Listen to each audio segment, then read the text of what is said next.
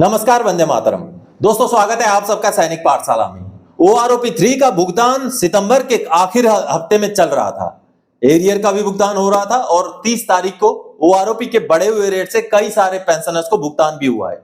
ऐसे में ही एक पेंशनर को मिलता है 11 लाख से ऊपर का एरियर। जी हाँ दोस्तों, लेकिन ये एरियर मिलता है मान्य कोर्ट के आदेश के बेस पर।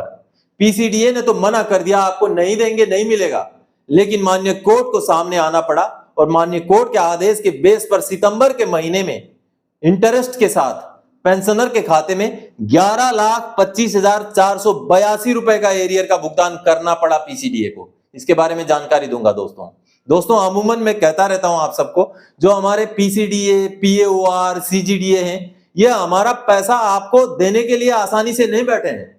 इनका ये नजरिया रहता है, इनका ये मुद्दा, इनका ये मोटिव रहता है कि किस तरीके से कटौती की जाए, किस तरीके से छांटा काटा जाए और उस पैसे को सरकारी खाते में वापस कर दिया जाए। यही इनका मोटिव देखा गया है। आज के इस वीडियो में इसी बात को मैं डॉक्यूमेंट्स के आधार पर, दस्तावेजों को दिखा करके समझाऊंगा दोस्तों साथ ही साथ बहुत सारे ऐसे पेंशनर्स हैं जिनको डिसेबिलिटी एलिमेंट दिया जाना चाहिए, लेकिन उनको डिसेबिलिटी एलिमेंट मिल नहीं रहा। लेकिन दोस्तों, अगर आप सही जानकारी रखेंगे, सटीक जानकारी रखेंगे, तो आपका हक का पैसा आपको जरूर मिलेगा। इसमें कोई भी आपका हक का पैसा नहीं खा सकता। बस थोड़ा सा आपको संघर्ष करना पड़ेगा, सटीक जानकारी आपको रखनी पड़ेगी।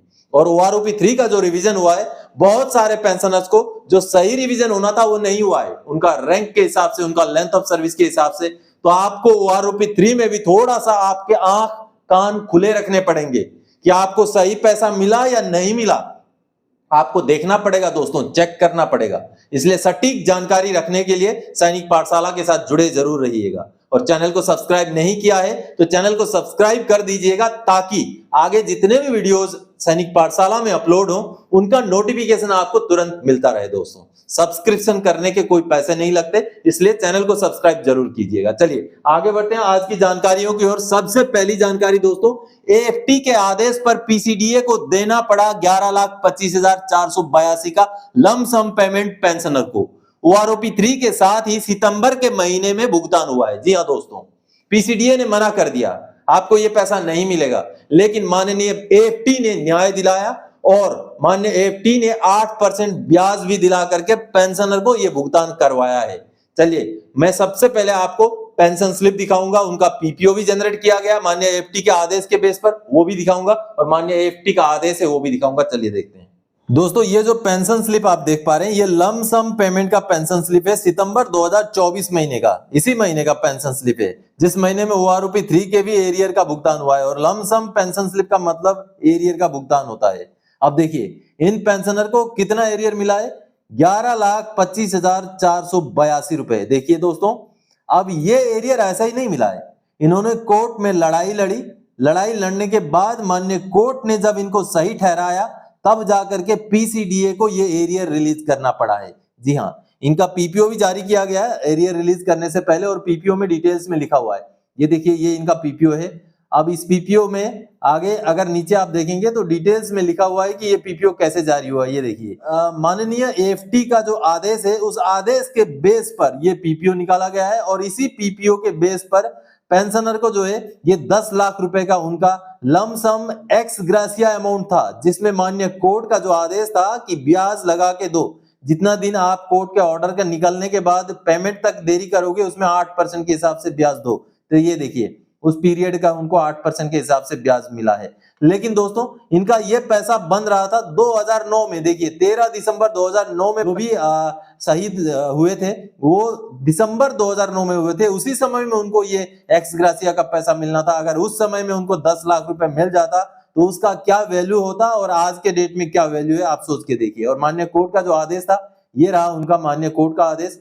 डिटेल्स में माननीय कोर्ट ने लिखा है कि किस तरीके से पीसीडीए ने पेंशनर का इस एक्स ग्रेसिया पैसे में अड़ंगा लड़ाया था और पैसा नहीं रिलीज किया था। रिकॉर्ड ऑफिस ने, यूनिट ने पूरा डॉक्यूमेंट प्रोसेस कर दिया था, पूरा चीजें यहाँ पर लिखा हुआ है। आप डिटेल्स ऑर्डर को आप वीडियो को पॉज करके समझ सकते हैं, पढ़ सकते हैं। यहाँ पर ये जो पेंशनर थे, जो अभी पेंशन ले रही हैं, उनकी माताजी, जिनके पुत्र का मतलब शहादत हुआ था, जब वो आरआर में पोस्टिंग थे, तो उनका आरआर का हेडक्वार्टर से अपने बटालियन में आते समय रास्ते में एक एक्सीडेंट के दौरान उनकी मृत्यु हो गई थी। तो सारों ने, सभी कोर्ट ऑफ इंक्वायरी में भी, हर जगह पर उनका मृत्यु को एट्रीब्यूटेबल टू मिलिट्री सर्विस माना गया और उनकी माताजी को स्पेशल फैमिली पेंशन भी शुरू किया गया। लेकिन जब एक्स ग्रासिया के लिए डॉक्यूमेंट प्रोसेस किए गए तब पीसीडीए ने यह कह के मना कर दिया कि इनका जो ड्यूटी के दौरान मृत्यु नहीं हुआ था। तो इस वजह से उनका एक्स ग्रासिया जो है मना कर दिया गया पीसीडीए द्वारा।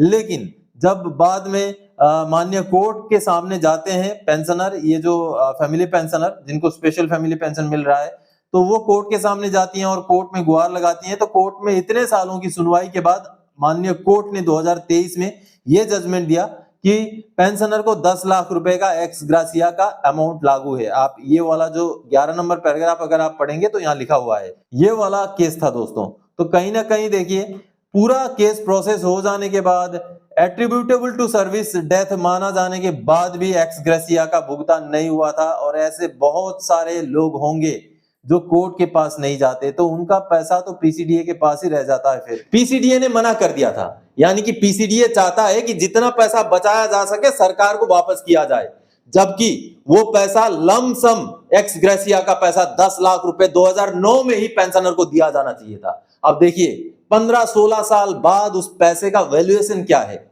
2009 में जो पैसा अगर 10 लाख रुपए उनको मिलता तो उस पैसे से वो कितना काम हो सकता था, जो आज के डेट में अगर 11,25,482 भी मिल रहा है तो उससे कितना ही वैल्यूएशन रह गया उस पैसे का। चलिए कुछ भी हो, माननीय एफटी ने अभी न्याय दिलाने का काम कर दिया है। चलिए आगे बढ़ते अगली जानकारी की ओर। दोस्तों सावधान रहें, गलत भुगतान से निजात पाना है तो सही जानकारी रखिए, मिलेगा 8,70,280 का एरियर। जी हाँ, एक और पेंशनर है जिनको अब 8,70,280 का एरियर मिलने जा रहा है, और महज केवल जानकारी की वजह से, केवल सैनिक पाठशाला के साथ जुड़े रहने की वजह से। जी हाँ दोस्तों, सैनिक पाठशाला से आपको केवल जानकारी मिलेगी, संघर्ष आपको करना पड़ेगा। और एक पेंशनर ने यह साबित करके दिखाया है कि सैनिक पाठशाला की जानकारी हो और पेंशनर खुद संघर्ष करने के लिए आगे आए तो उनको उनका जो नुकसान हुआ है उसका भरपाई हो सकता है। अब 8,70,280 रुपए का एरियर मिलने जा रहा है, ये पीसीडी ने खुद उनको बताया है। चलिए छोटा सा उनके साथ जो बातचीत हुआ था उसका छोटा सा क्लिप पहले देख लीजिए, उसके बाद उनका पीपीओ में दिखाऊंगा, उसको देखिए। दोस्तों एक पेंशनर थे जो फरवरी 2024 से सैनिक पाठशाला के साथ जुड़े हुए हैं। अब देखिए इनका एक इशू था, एक प्रॉब्लम था जो उन्होंने मुझे भेजा था। ये देखिए इनका पेंशन स्लिप है, ये जनवरी 2024 महीने का। ये देखिए जनवरी 2024 महीने के पेंशन स्लिप में इन्होंने मुझे ये पेंशन स्लिप भेजा था और कहा था कि उनको डिसेबिलिटी एलिमेंट नहीं मिल रहा है। देखिए ये बहुत पुराने रिटायरी हैं, इनका रिटायरमेंट का डेट देखिए 1990 का इनका रिटायरमेंट का डेट है, और अब देखिए उनको डिसेबिलिटी एलिमेंट मिल नहीं रहा था। तो इनको कुछ मैंने गाइड किया था, कुछ कार्रवाई हमने बीच में किया था, जिसके बाद अभी उनका मैसेज जो लेटेस्ट प्रोग्रेस है, ये देखिए कई सारी बातचीत होने के बाद उनका जो लेटेस्ट प्रोग्रेस है, अभी उन्होंने जो वॉइस मैसेज किया है वो आप सुन लीजिए, उसमें उन्होंने क्या कहा, ये रहा। नमस्कार सर, आज सीपी ग्राम से रिप्लाई आया है जो मैंने आपको सेंड किया है, और अस्पर्श ने भी कोरिगेंडम पीपीओ रिलीज किया है जो कि मैंने आपको भेजा है। और ये सब सर सैनिक पाठशाला का दिन है, आप बहुत मेहनत करते हैं और लोगों को सही रास्ता बताते हैं, जिसका आज ये नतीजा है कि आज मैं यहाँ तक पहुँचा हूँ। इनको जो रिप्लाई आया है सीपी ग्राम से, अब देखिए ये वाला ये रिप्लाई है, ये यहाँ पर मैं थोड़ा सा जूम करके नीचे जो आप देख पा रहे हैं, it is intimated that your disability element has been notified vide PPO corrigendum 4 and accordingly arrears to a tune of ₹8,70,280 has been processed for payment. यानी कि आपको 8,70,280 रुपए का डिसेबिलिटी एलिमेंट रिवीजन हो जाने के बाद का एरियर प्रोसेस में है, जो आगे आपको मिल जाएगा। ये देखिए ये दोस्तों स्पर्श द्वारा पीसीडीए द्वारा पेंशनर को जवाब दिया गया है। उनका ग्रीवेंस क्या था, ये ऊपर अगर आप देखेंगे तो आपको पता चलेगा। उस ग्रीवेंस के बेस पर उनको ये अभी जवाब मिला है। कई सारा कार्रवाई हुआ, बीच में उनका नॉन पेमेंट सर्टिफिकेट वगैरह भी गया है स्पर्श को सीपीपीसी द्वारा। तो अभी उनका पीपीओ चलिए दिखाता हूं मैं।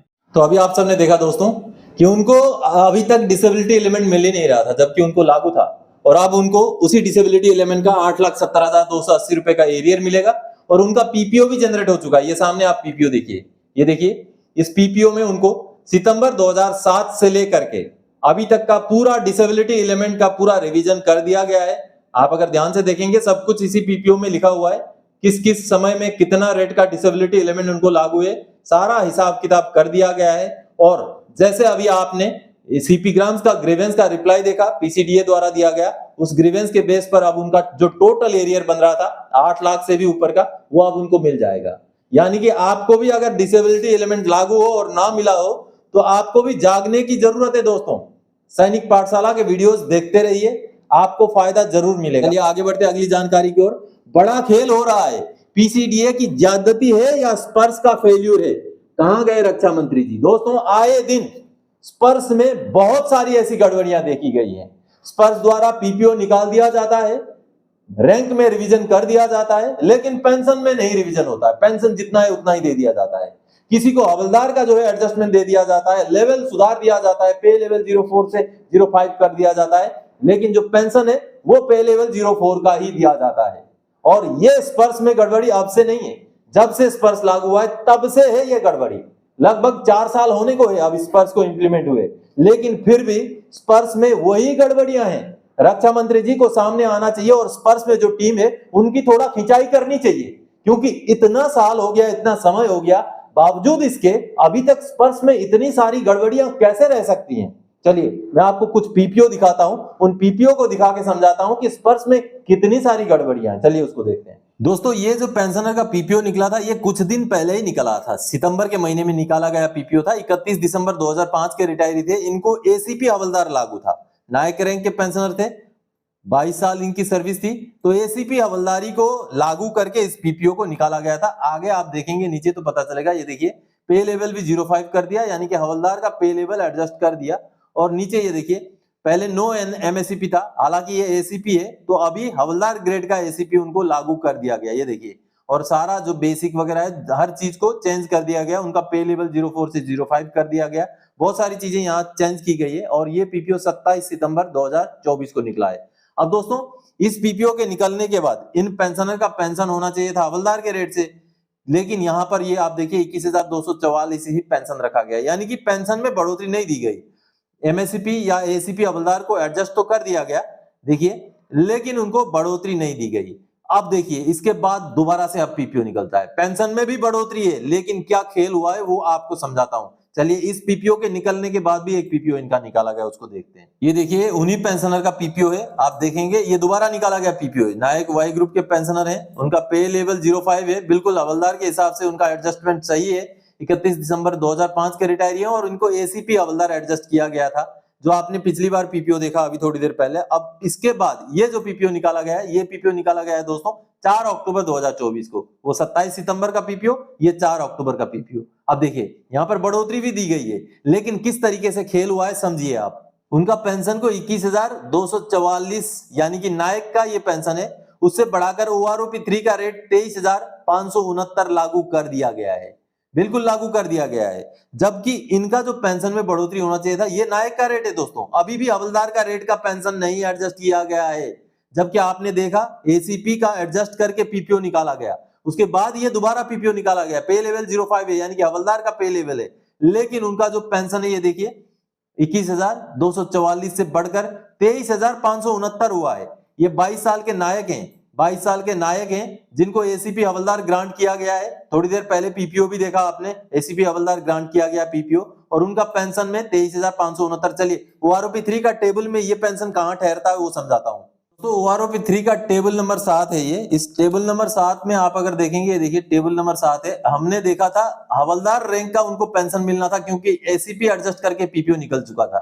2 पीपीओ निकले हैं दोस्तों। अब देखिए उनका पेंशन कहां पर फिक्स किया गया है, ये उनका 22 साल लेंथ ऑफ सर्विस था, तो यहां पर जाकर के आप अगर देखेंगे तो उनका पेंशन 23,569, ये देखिए 23,569, यानी कि ये देखिए नायक का ही पेंशन उनको दिया गया। ये देखिए नायक वाई ग्रुप का पेंशन दिया गया, जबकि आपने एसीपी एडजस्ट किया हुआ पीपीओ भी देखा, जबकि उनका उस पीपीओ के हिसाब से पेंशन होना चाहिए था हवलदार वाला, ये वाला 24,763। अगर पेंशन ही सही नहीं देंगे, जिनको पेंशन जितना मिलना चाहिए उतना नहीं देंगे, गलत मैसेज भेज देंगे, जिनको ओआरओपी 3 का फायदा लागू है उनको भी लागू नहीं है करके मैसेज भेज देंगे, तो ये काहे का स्पर्श हुआ, काहे का पेंशन डिसबर्समेंट का सिस्टम हुआ, कहीं ना कहीं माननीय रक्षा मंत्री जी को इस विषय को संजीदा तरीके से लेते हुए स्पर्श में थोड़ा सीरियसली बदलाव कीजिए। स्पर्श को अगर टाटा कंसल्टेंसी सर्विसेज अगर नहीं संभाल पा रहा है तो किसी और को ठेके में दे दीजिए, ताकि वो ठीक ठाक से स्पर्श को संभाल लें, अच्छे अच्छे इंजीनियर लगा करके स्पर्श का मॉडिफाई करें। नहीं तो इस तरीके से तो पेंशनर्स परेशान हो जाएंगे और आपको बद्दुआ ही देते रहेंगे। इसीलिए स्पर्श को सुधारा जाना बहुत ज्यादा जरूरी है, जिससे नहीं तो आने वाले चुनावों में भी इसका असर दिखेगा और शायद हो सकता है हरियाणा वाले चुनाव में भी इसका असर दिख जाए। इसलिए स्पर्श को जल्दी से जल्दी, जितना जल्दी हो सके सुधार दीजिए, ताकि पेंशनर कम परेशान हो। चलिए अगली जानकारी की ओर दोस्तों, किस किस ने अक्टूबर में लाइफ सर्टिफिकेट यानी कि जीवन प्रमाण पत्र भरना है। दोस्तों ये सवाल मुझसे पूछा गया कि क्या मैं अक्टूबर में लाइफ सर्टिफिकेट भर सकता हूं। आप अगर स्पर्श माइग्रेटेड पेंशनर हैं तो आप कभी भी भर सकते हैं, लेकिन आप जब भी भरेंगे आपका अगला ड्यू डेट उसी महीने का होगा, अगले साल का। यानी कि मान लीजिए आपका नवंबर का ड्यू है 2024 का, आप अगर अक्टूबर में भी भरते हैं तब भी चलेगा, लेकिन अगला साल आपको फिर अक्टूबर का ड्यू डेट हो जाएगा। इसीलिए आपका जो भी ड्यू डेट है उसी हिसाब से भर दीजिए। जिन भी पेंशनर्स ने पिछले साल अक्टूबर में भरा है उन्होंने अक्टूबर में भरना ही चाहिए लाइफ सर्टिफिकेट।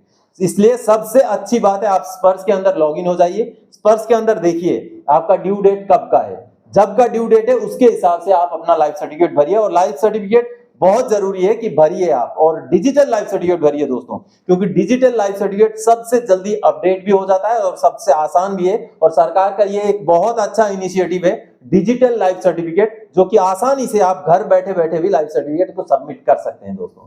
तो दोस्तों आज के इस वीडियो में इन्हीं जानकारियों के साथ आया था। आगे और कोई जानकारी आपसे सरोकार रखने वाला विषय लेके मैं फिर से हाजिर हो जाऊंगा। तब तक के लिए जय हिंद दोस्तों।